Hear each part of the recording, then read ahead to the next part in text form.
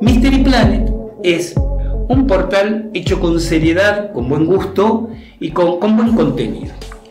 Y publica, pocos días atrás, un artículo que no es muy largo, se los quiero leer, porque es el que le da título a este podcast. Bajo el título Magnetismo en la Antigüedad dice así: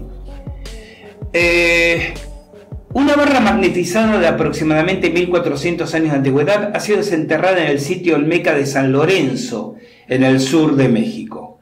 Otra anomalía magnética hallada en el hocico de una escultura animal en Izapa también parece haber sido incluida deliberadamente durante su manufactura. Y por último, un fuerte magnetismo medido en la superficie de un gran grupo de esculturas conocidas como cabezones y barrigones en Monte Alto, Guatemala, confirman la presunción de los científicos de que los antiguos habitantes de Mesoamérica manejaban el magnetismo en sus construcciones a voluntad. Décadas atrás, un autor, Malmström, en 1997, llamó la atención de los arqueólogos, señalando que los barrigones de Monte Alto parecían tener anomalías magnéticas todos en las mismas áreas de sus cuerpos. No obstante, este hecho permaneció solo como una simple anécdota y las mediciones practicadas fueron con herramientas cotidianas, sin que se hiciera una investigación científica exhaustiva de las esculturas. Una de las cabezas colosales en el Parque Central de la Democracia, frente al Museo Regional de Arqueología en Guatemala, ha cambiado esta historia. Un grupo de investigadores de Harvard, Yale y el MIT, entre otras instituciones, examinaron las esculturas con un equipo de medición más profesional y preciso. Sus resultados, descritos en un artículo publicado en el Journal of Archaeological Science, son asombrosos. Anomalías magnéticas significantes fueron descubiertas en dos regiones particulares de las esculturas, en el ombligo en los barrigones y en la sien derecha en los cabezones. Y aparentemente esto fue hecho intencionalmente por sus creadores. Confirmamos las observaciones anteriores de que las tres cabezas colosales que tienen anomalías magnéticas exhiben señales mayores sobre la sien derecha y en las áreas de las mejillas. Asimismo, hallamos que las esculturas de cuerpo completo tienen una señal magnética mayor sobre sus ombligos, entre las yemas de los dedos de las manos que abrazan las partes más redondeadas del abdomen, dice el artículo científico. Muchas esculturas alrededor del mundo muestran los dedos de las manos apuntando hacia el ombligo. Los investigadores creen que esta postura simboliza el nacimiento o el renacimiento. Los análisis estadísticos muestran que, para ambos tipos de esculturas, la ubicación de las anomalías sobre características anatómicas específicas es consistente con una infinitesimal distribución aleatoria. Pero hay más. Los análisis de los patrones indicaron que la magnetización fue causada por una corriente eléctrica inducida por un rayo en la superficie de la roca y previa a la manufactura de las esculturas.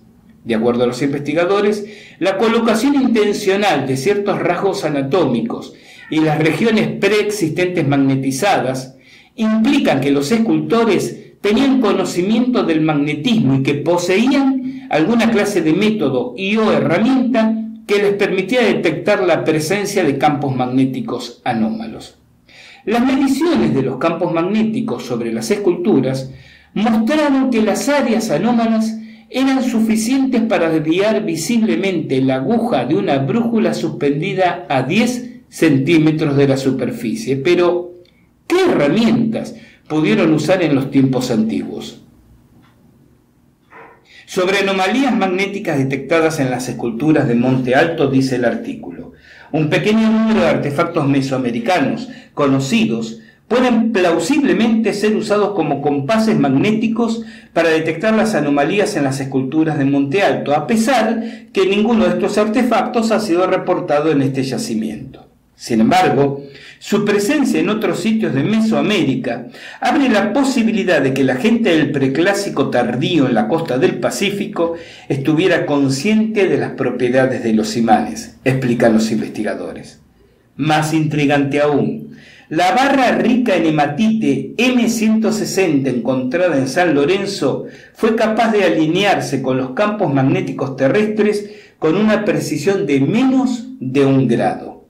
Dicho dispositivo hubiera indicado de inmediato las ubicaciones y morfologías de las regiones magnetizadas en las obras pétreas en Monte Alto si sus ancestrales escultores lo utilizaran.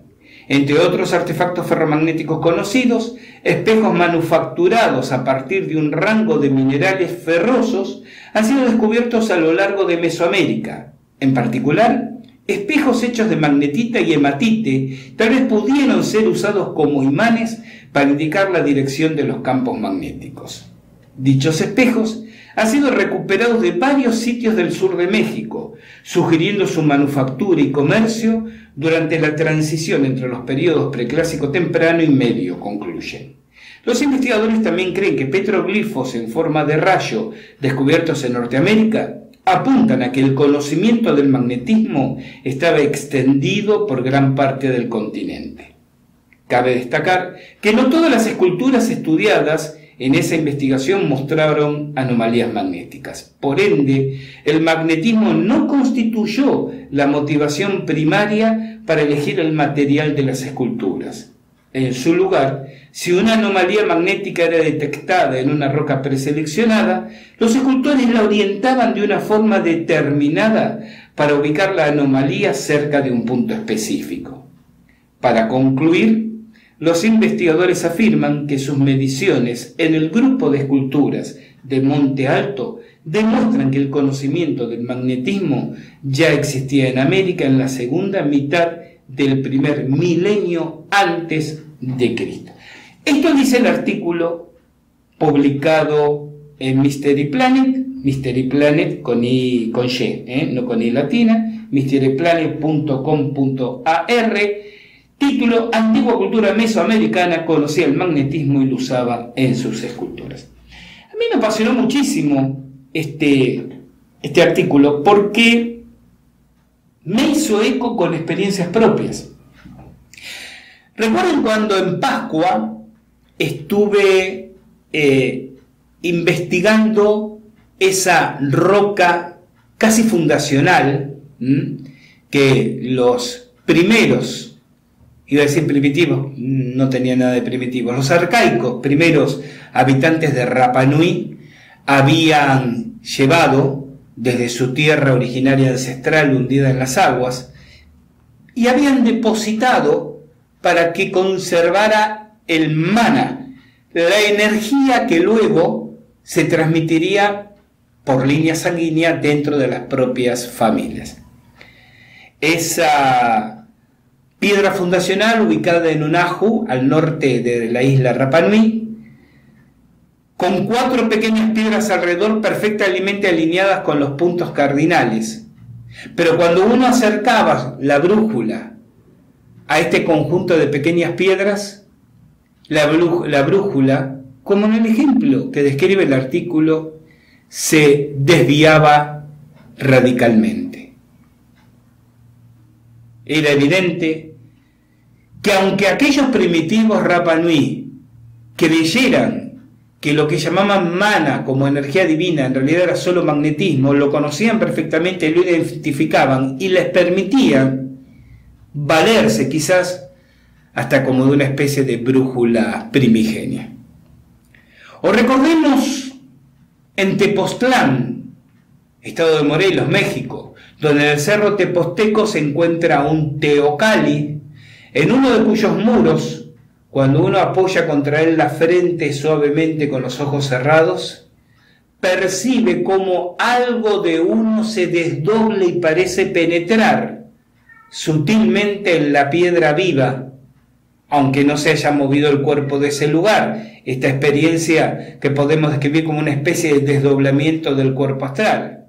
Pero mucho más puntualmente, recuerden los mal llamados baños de Netzahualcóyotl en el Cerro Tecutzinco, en el Estado de México, donde, como señalé en su oportunidad de numerosos podcasts, los canales mandado construir bajo la directiva y el diseño de este tlatoani genial que fue Netzahualcóyotl, siguen, por lo menos esto evidencia la prospección radiestésica, las líneas de energía telúrica. Todo esto, por eso decía al comienzo del podcast, no vamos a agotar, a pesar del título, el enigma del conocimiento del manejo de las energías sutiles por los pueblos de la antigüedad. Pero todo esto apunta a señalar que conocían energías tan sutiles como el magnetismo. Alguien dirá, bueno, cuando hablamos de energías sutiles estamos pensando en el plano astral, en el campo bioplasmático, en las energías telúricas, en las venas de dragón, en las redes Hartmann. Pero sin duda, para el horizonte cultural de estos pueblos, el magnetismo era una energía sutil, que conocían y aplicaban.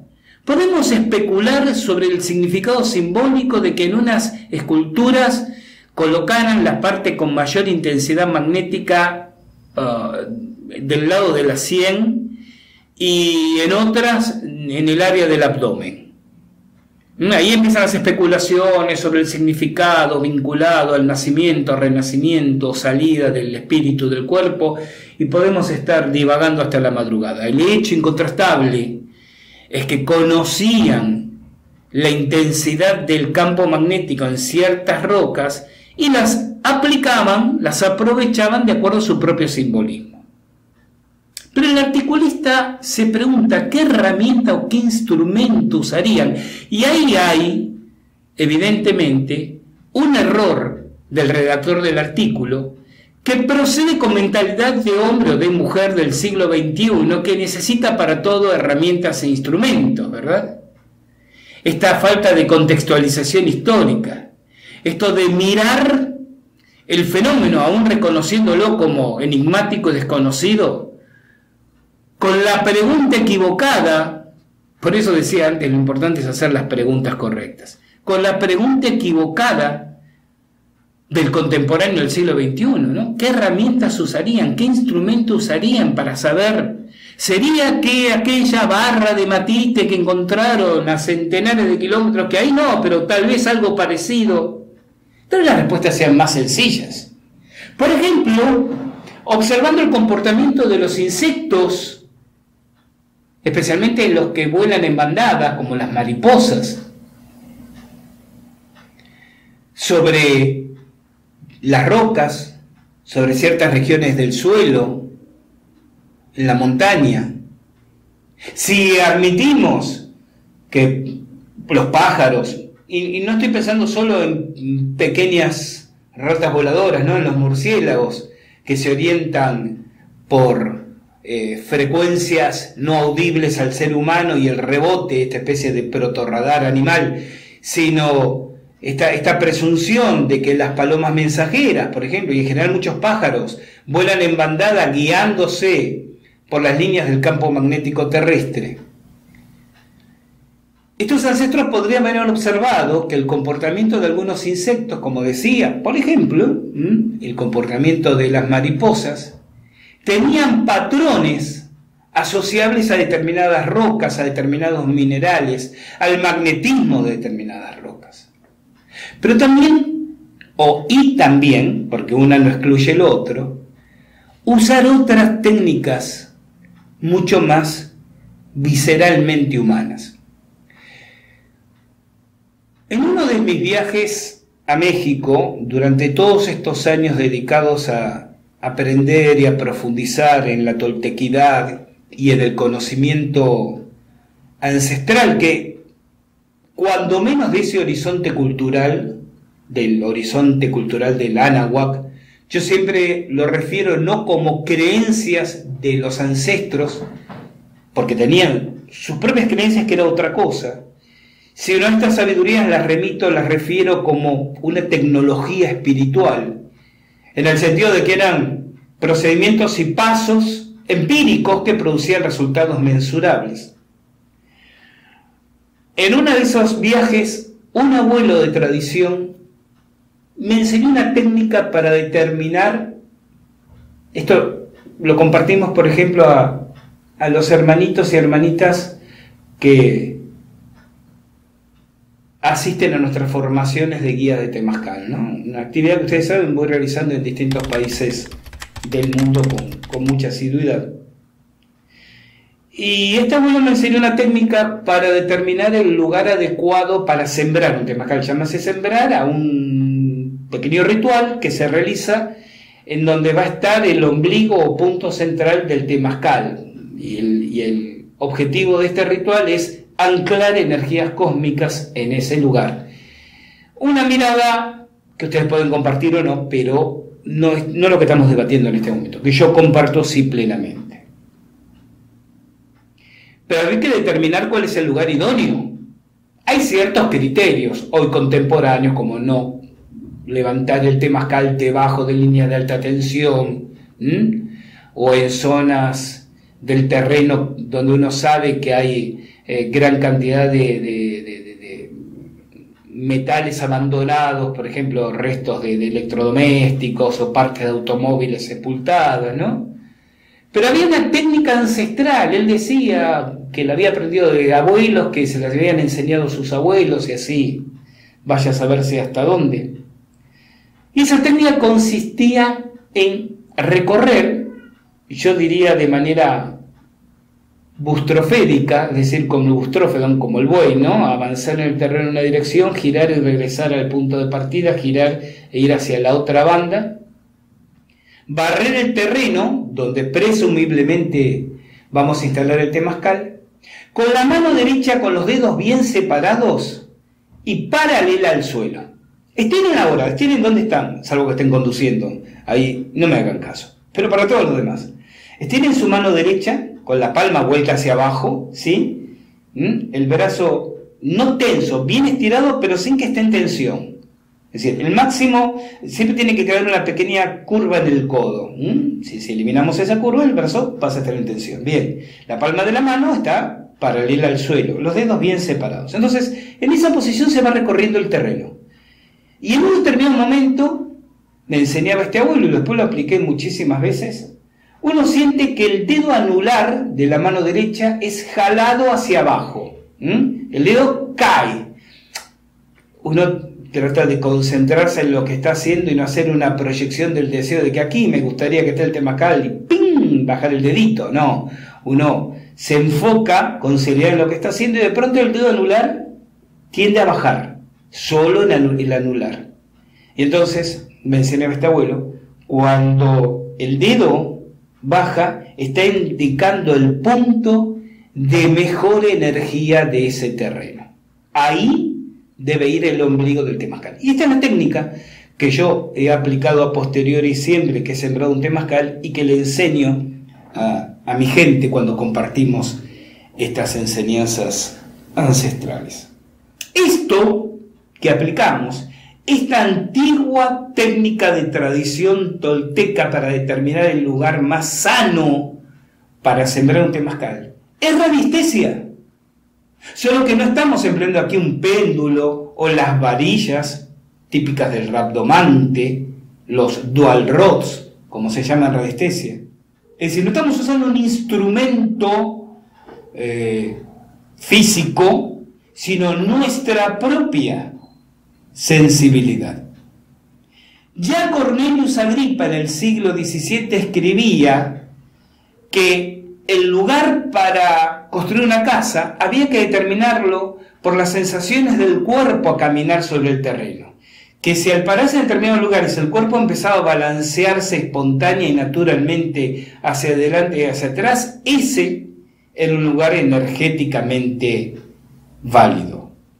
Los Milenarios expertos chinos en Feng Shui, es decir, en Feng Shui, para quienes no conocen la pronunciación del término, saben que hay que observar el terreno hasta para la edificación de una tumba.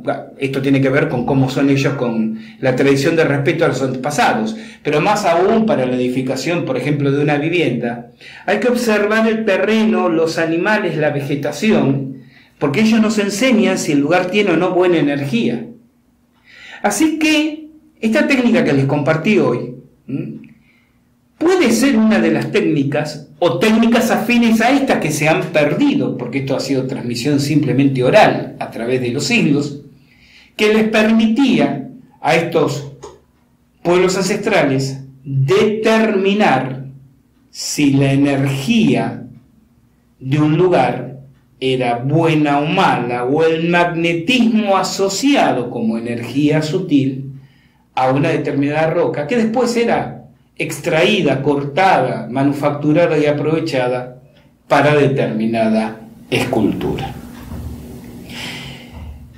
Tepoztlán, Tecutzingo, Monte Alto, Rapa Nui son solo unos muy pocos ejemplos, pero todavía hoy chequeables, verificables, contrastables, de que podemos recuperar no solo el conocimiento teórico, sino la vinculación práctica con esas energías sutiles, con los mismos procedimientos que lograron sobrevivir al paso de los siglos y a la destrucción de las llamadas culturas civilizadas. Así que sirva este segmento de este podcast como una invitación a darse la oportunidad, quienes puedan hacerlo, de visitar esos lugares y repetir estas experiencias.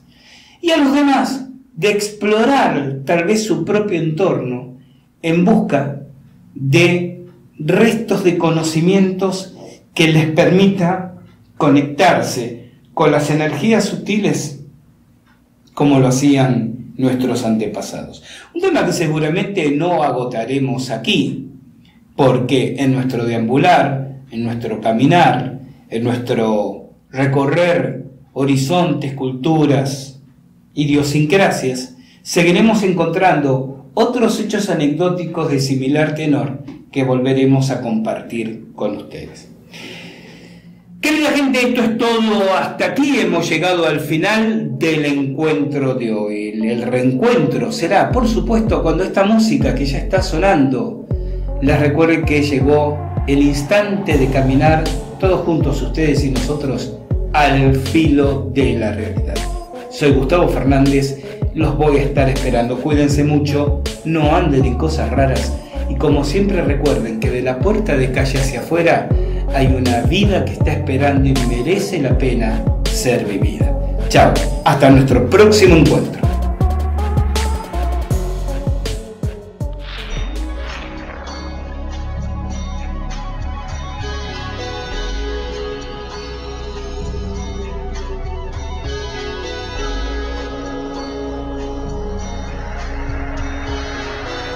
Mystery Planet.